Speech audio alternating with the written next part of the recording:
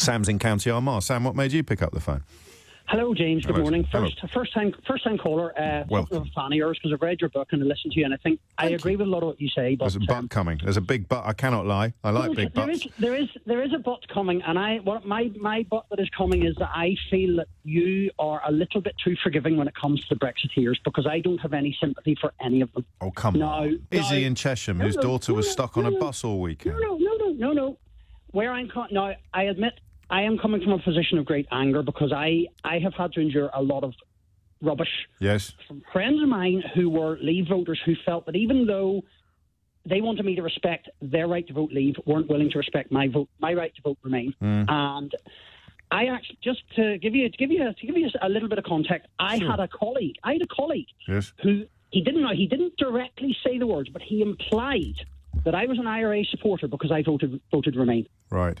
Now, how do you think that made me feel? As a young Protestant lad who grew up in Enniskillen in 1987 and remembers my dad, a doctor, going in to deal with the victims of the bomb, the Enniskillen bomb, happened on Remembrance Sunday. As a young man who remembers the Omagh bomb, as a young man who sat watching my dad again going off to the Erne Hospital in Enniskillen to cope with the overflow of victims coming from Omagh, to be told that I basically support the IRA because I voted Remain. How do you think that makes me feel? I think it made you feel appalling, enraged, disgusted. It did make me feel appalling. But here's the thing, Sam, and I'm certainly not going to fight with you about that. And I'm not defending him. I'm not defending that colleague.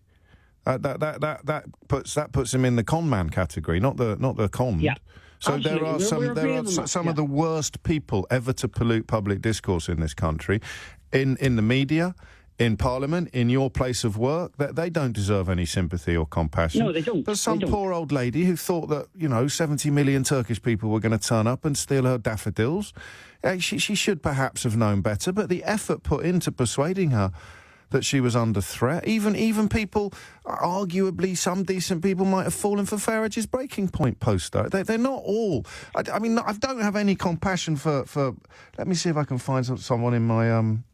Here's one. Harry is in my text already. Ha, ha, ha. You sad, bitter individual. You just can't get over it, can you? Even if there was another vote, we would leave. And even if there was a general election tomorrow, Conservatives would get in. Ha, ha, ha. I'm not suggesting we have any sympathy for melts like that, Sam, or the bloke you work with, but most of the people getting in touch with me, they deserve sympathy. Otherwise, we're stuck in this forever. Well, I think we're going to have to agree to disagree on this one, James, because I just find myself thinking, I am. I might come back after this, but carry on. The thing is, James, I sort of think, if you're given all the information about a situation and you have the opportunity to go and look into it and investigate it and check it over. But most people don't. If you still get caught out, well, do you know, James, Jacob Rees-Mogg sat in here. I went and I researched everything. Yeah, but Jacob Rees-Mogg sat here. He is paid to communicate to the public things that they haven't got the time or the inclination to investigate for themselves. He appeared on this programme and told us there would be no problems in Northern Ireland, that it was all exaggerated. And it goes, I think that interview is on YouTube and the comments are fascinating because they are divided pretty much 52-48 between people who think, I don't know what you'd say now, to people who said, there'll be no problem in Northern Ireland, it's all Project Fear. But oddly, apart from the racist clown cars who follow him around like,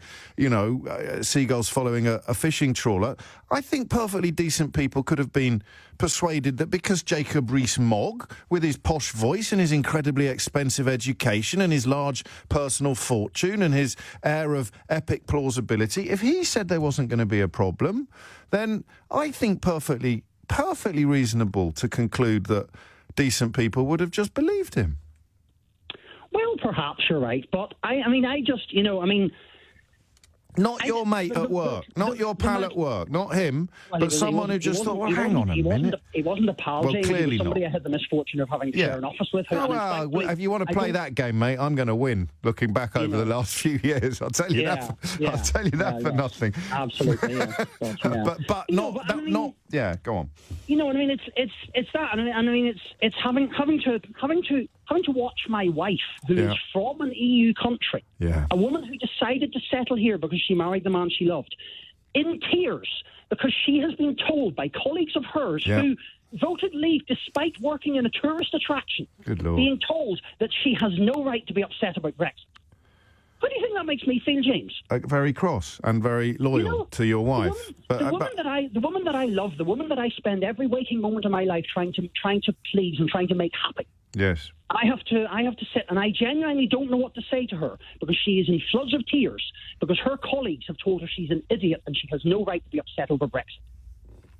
Yeah, I'm not going to defend them. You know? I mean, this could end up being like that scene in King Lear, couldn't it? And eventually I've said, well, I'm not defending them, and I'm not defending him, and I'm not defending them, and you're going to say to me at about 12:30 this afternoon, well, who the hell are you defending, James? But there are lots of... No, I wouldn't go that far, you know, but...